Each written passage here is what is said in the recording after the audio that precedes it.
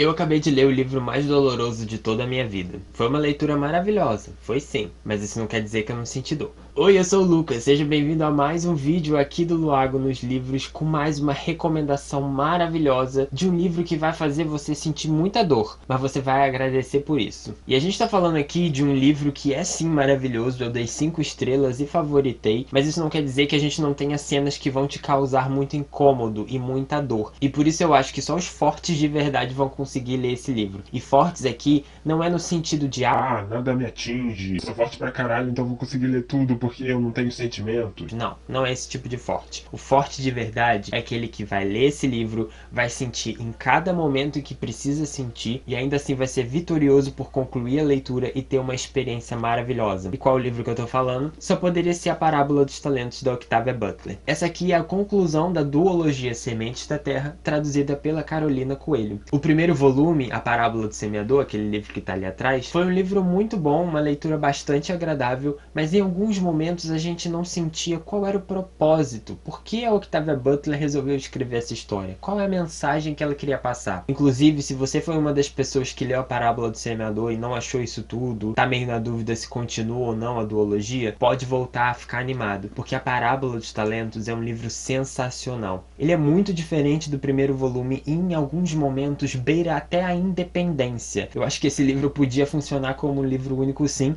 mas a gente vai conversar sobre isso tudo nesse vídeo. Porque existem muitas diferenças entre os dois livros, muitos contrastes. E uma das grandes diferenças é que enquanto no primeiro volume a gente só acompanhava a história da Lauren pela perspectiva dela, lendo as entradas de diário dela, aqui na Parábola dos Talentos a Octavia Butler adiciona um elemento a mais, que é um narrador comentarista. E isso não é spoiler porque já vem explicado na sinopse quem é esse narrador, mas eu não vou entrar em detalhes aqui com você, porque esse livro já me ganhou de cara no prólogo com a surpresa que eu tive ao ver esse narrador sendo apresentado. Então eu quero que você tenha essa máxima experiência também, e por causa disso eu não vou entrar em tantos detalhes aqui. Só saiba que esse narrador agrega muito para essa história. E com ele vem alguns outros pontos de vista. Se a gente só acompanhava essa história pelas entradas de diário da Lauren, aqui esse narrador traz outras bibliografias, vamos dizer assim. A gente tem outros textos que complementam de certa forma a narrativa. E como eu falei, esse é um narrador comentarista, porque ele sempre vai estar dando pitaco sobre as situações que estão acontecendo. Ele é aquele tipo de narrador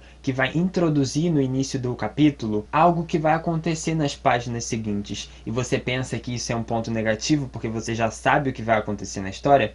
Não, não, não. Mesmo sabendo o que vai acontecer, a gente ainda se surpreende ao ler a cena. Primeiro tem o narrador contando, então, aconteceu essa situação tal. E depois a gente vê o desenrolar da situação nas páginas seguintes e ainda assim a gente sente o impacto. Isso mostra poder de escrita. Mas vamos lá, por que esse livro é só para as pessoas fortes? Então, a gente vai continuar acompanhando a história da Lauren aqui. Se no primeiro volume a gente viu ela rompendo barreiras com a religião do pai, moldando a própria religião, que é a Semente da Terra, e criando todo esse lar confortável para as pessoas desajustadas, né? Esse pequeno refúgio para as pessoas que estavam fugindo da pobreza e da política dos Estados Unidos. E isso é importante dizer que aqui a gente tem uma história de distopia, né? A política tá ferrada. Não só isso, como os recursos naturais do planeta também. Então as pessoas têm pouca comida, têm pouca água, têm pouco dinheiro, elas são muito pobres e não têm segurança e tendem muito a recorrer para medidas drásticas para solucionar esses problemas. E no primeiro volume a gente tinha ciência que a eleição estava chegando, mas esse não era um problema imediato. Aqui a gente tem de fato essa eleição e as consequências do presidente que ganha. E é por causa disso que com esse volume aqui eu entendi qual que era o propósito da Octavia Butler de escrever esse livro. Qual era a mensagem que ela queria passar. Aqui a gente tem um candidato a presidente que, não vai ser spoiler dizer, ele vence, que aproveita muito esse cenário de instabilidade política, de instabilidade social, instabilidade econômica, instabilidade de tudo que você possa imaginar, para ganhar votos através do discurso de fazer a América grande novamente, trazer de volta os velhos hábitos cristãos tradicionais. Isso se assemelha muito com a nossa realidade, né? Pois é, essa é uma distopia assustadora por causa disso. Ela é muito próxima. Ela faz a gente perceber que talvez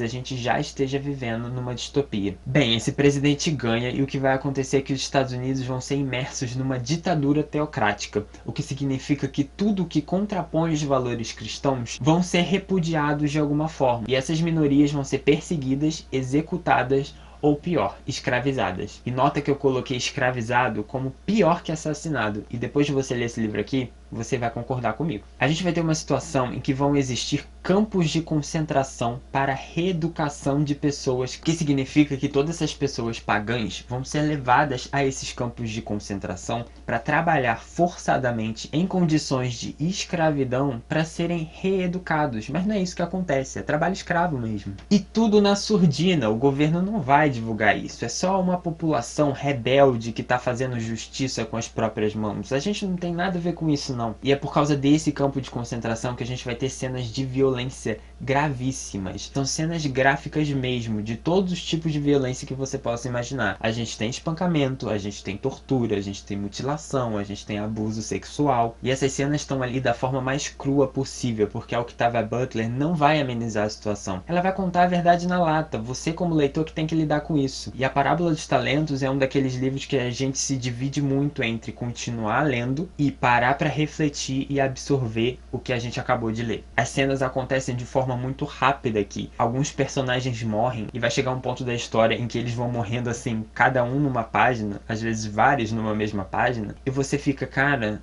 eu preciso parar, eu preciso voltar para ler esse parágrafo de novo, porque eu não imaginei que isso fosse acontecer agora, foi tudo muito rápido. Então sim, você vai encontrar cenas pesadíssimas aqui na Parábola dos Talentos. E essa violência é explorada de todas as maneiras possíveis, porque enquanto ela adiciona essas cenas gráficas, ela também vai adicionar cenas de violências mais sutis desse governo. Sabe o que vai acontecer? Famílias pagãs vão ter as suas crianças raptadas, sequestradas, para serem levadas e serem criadas por famílias cristãs, de forma que essas crianças vão crescer bitoladas com essa religião, achando que ela é a certa, que todo mundo à volta delas diferente tem que morrer, e assim você continua a perpetuar uma ideologia preconceituosa, uma ideologia excludente. Você tem noção de que isso é uma violência muito sutil, ela é direcionada à criança, ela não tem nem condição de se defender, de lutar contra isso. Isso também vai ser explorado aqui no livro, e pode parecer que ele é um livro muito pessimista. De fato, ele vai te colocar muito para baixo, mas eu não acho que ele acaba de uma forma pessimista não. Eu também não acho que ele seja um livro que acabe de forma otimista. Ele é muito realista na proposta que ele tem. As coisas vão acabar bem por um lado, mas não é aquele bem de uhul, vencemos o mal, somos uma nação livre novamente. Não, é uma forma muito serena, muito tranquila e muito realista de se concluir essa história.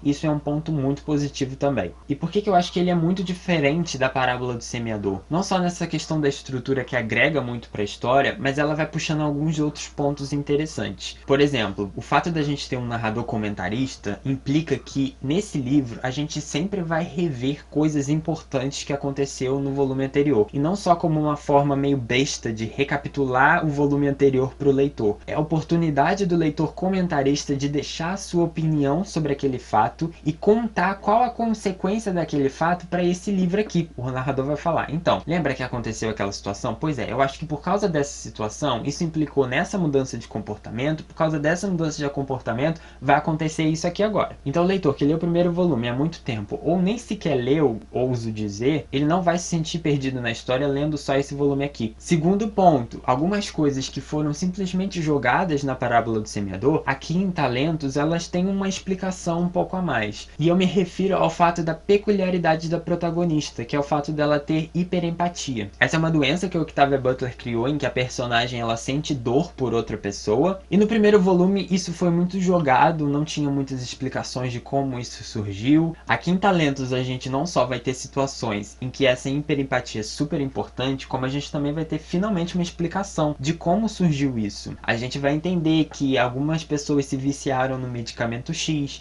e quando essas pessoas viciadas tiveram filhos, elas passaram essa condição para o bebê. E a gente tem até uma certa comunidade de pessoas que compartilham desse dom. Então uma pessoa que não tem a bagagem do primeiro volume, eu acho que não vai se sentir perdido de forma alguma. E é aqui que está a crítica, é aqui que está o objetivo dessa história. É mostrar pra gente os perigos de misturar religião e política. Essas coisas aqui, por mais drásticas que sejam, elas poderiam acontecer se a gente fizesse as escolhas erradas. E por mais que a gente não tenha chegado no ponto de ter campos de concentração, a gente não pode fechar os olhos e fingir que a gente não tá brincando com perigo, que a gente não tá forçando a barra entre religião e política, e que se a gente deixar, se a gente desviar a nossa atenção por um segundo, a gente vai chegar numa situação crítica. Então essa era a reflexão primordial que ela queria com essa história. Era esse o objetivo dela e eu aplaudo muito porque ela conseguiu fazer isso com maestria. Todo início de capítulo a gente tem uma passagem de Sementes da Terra, que é a religião da Lauren. E eu queria ler uma aqui pra vocês para encerrar esse vídeo. Mas antes eu gostaria de pedir para você curtir esse vídeo, se inscrever no canal se você ainda não é inscrito. Eu tô falando que tem indicações maravilhosas de livro para você, é só você ficar aqui no canal. E ajudar a gente a compartilhar esse vídeo, tá? E se você puder contribuir financeiramente com o nosso trabalho, se torne membro ou apoiador olhando os links lá na descrição. A sua contribuição é muito importante para a saúde do canal. Mas vamos lá, esse é um dizer do início do capítulo 18, página 401, caso você queira ler aí na sua casa. Cuidado! Com frequência, dizemos o que ouvimos outros dizerem, pensamos o que nos dizem que pensamos, vemos o que nos permitem ver.